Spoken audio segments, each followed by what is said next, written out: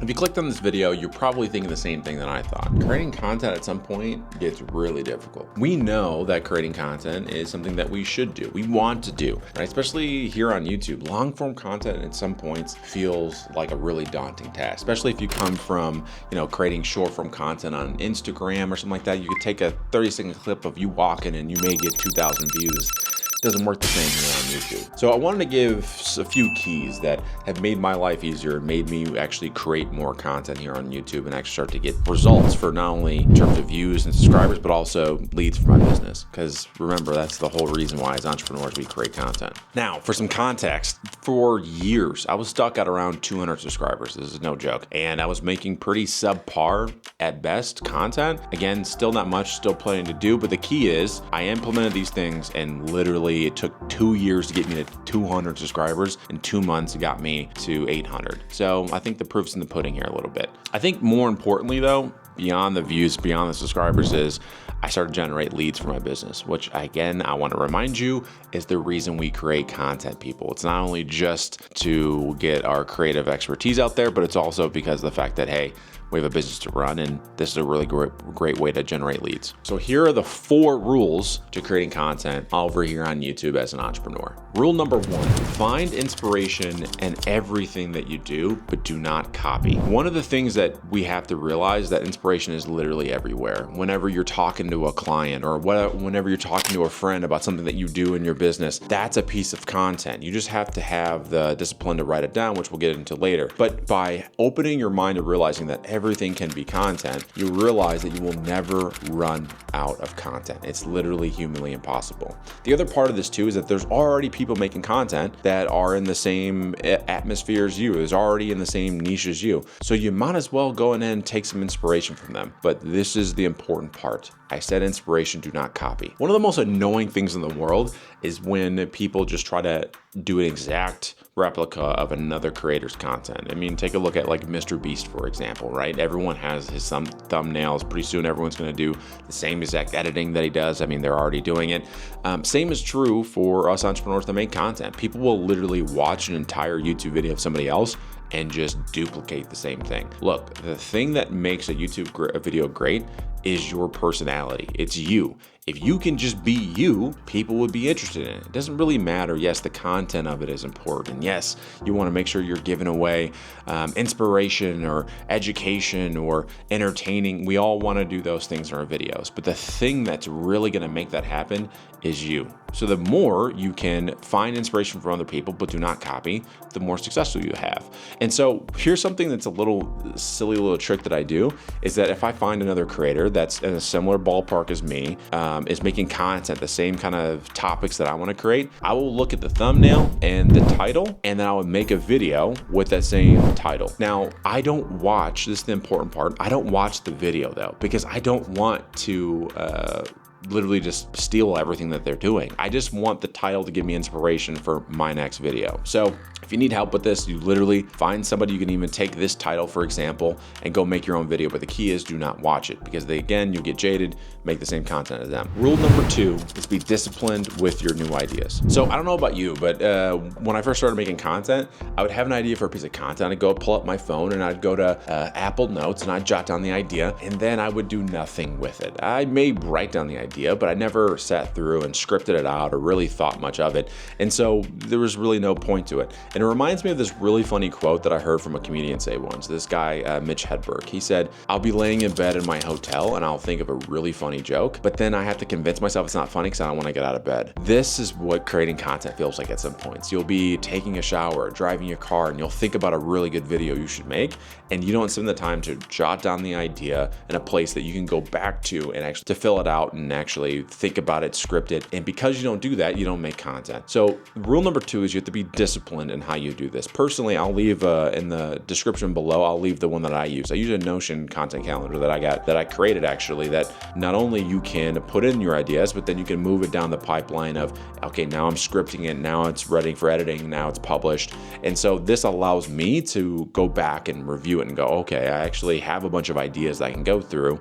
There's some things I need to script or whatever. and it keeps me disciplined to make sure that new idea eventually does get published in a YouTube video. Now, the next rule is really important because if you don't do this, there will be no YouTube video that you make. You have to make it stupid easy for you to hit the record button. Again, something that I realized that I was doing most of my videos on my phone, which nothing wrong with that, by the way. If you don't want to fork out money to get a camera, nothing wrong with that. But what would happen is I would need to set up my office a certain way. There was a couple lights that I needed, and then I would have to go get my gimbal and set up my camera. And then if obviously my notes are on my camera, that I'd have to, it just became a really daunting thing. And so I would constantly think about the process of making a video, and then I would talk myself out of making the video. Today, I actually used the DJI Pocket 3. I have no affiliation with them. I wish I did because I freaking love their cameras. But for $600, you can get the creator combo. It comes with this mic, comes with the camera itself. And what I love about it, it's literally as easy as I have an idea, I jot it down, I hit the screen, hit record, and I'm going, right? I don't have to set up crazy lights. I have one light that I have set up behind my desk that I just turn on, and I'm hitting record and I'm going. The more complicated, is it just me or did my speech impediment come back? It's more complicated, you won't do it. If it's more complicated for you to set up the process of recording the video and all that, you're not gonna do it. So make it stupid easy. So for me, I just got a camera that I could literally flip open, hit the record button, and I'm going. That removes resistance for me taking the idea and actually getting it down on video. The other part of this too is give yourself a little bit of grace, right?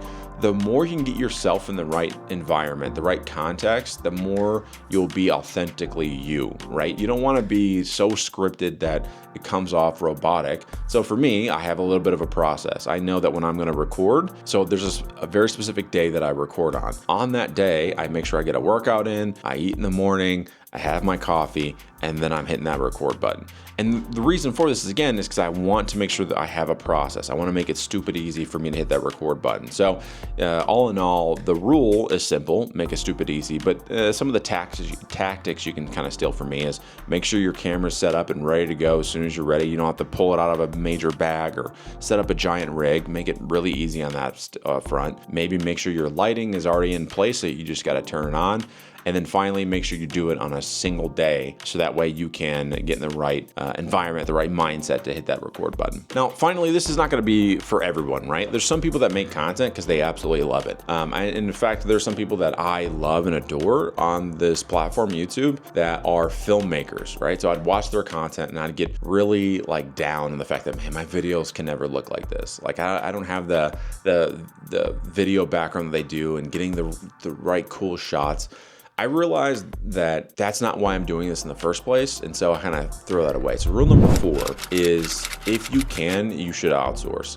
And so here's my argument for that. So when I wanted to do it all myself, and I did for a while just so I could know what went into it and kind of find out what my style was. But once you can make it happen, you should hire an editor. And the reason being is that, again, talking about making it easy. Today, I have filmed 3 YouTube videos that I literally, after I hit the end button on this video, I'm going to just ship off to an editor. Maybe there's a few things I gotta have them tweak, but for the most part, it's done. The most brilliant thing is now there's no resistance. Because again, going back to what I said earlier, I would think of a YouTube video and go, man, but then I have to go get these shots and then I have to sit down and edit, and then that's gonna take me 3 days or 5 days. And so the truth of the matter is I want to put more videos out there, so I need to remove resistance in not only recording, but getting it out. And part of that resistance for me was editing. Now, again, I'm fully aware that there's some people that absolutely adore editing. Cool, do it. You should edit your videos. But even for you, at some point, you're gonna need to transfer that knowledge to somebody else so that you can do more of it. Something that I've realized, I'm probably gonna make another video on this, is that quantity, the only way to get quality is by quantity. You have to do more so you can learn,